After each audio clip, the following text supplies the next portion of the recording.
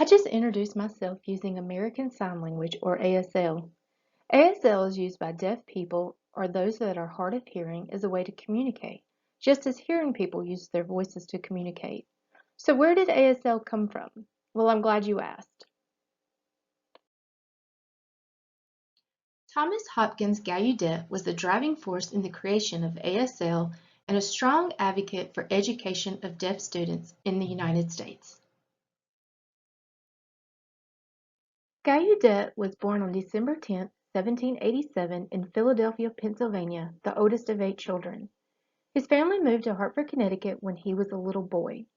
Gallaudet attended Yale University at the age of 14 and graduated at the top of his class in 1805. He then continued his education, receiving his master's degree in 1810 and then attended Andover Theological Seminary from 1811 to 1814. It was on May 25, 1814, when Gallaudet became interested in educating the deaf when he met his neighbor, 9-year-old Alice Cogswell, who became deaf at the age of 2 after contracting spotted fever. Alice's father, Dr. Mason Cogswell, was also interested in educating his deaf daughter.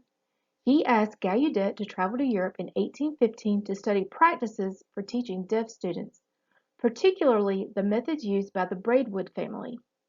Once in Europe, Gallaudet found the Braidwoods were unwilling to share their teaching methods, but he did meet Abbé Sicard, head of the School for the Deaf in Paris, and 2 of his teachers, one of them being Laurent Clerc. Sicard invited Gallaudet back to Paris to learn their teaching methods using manual communication.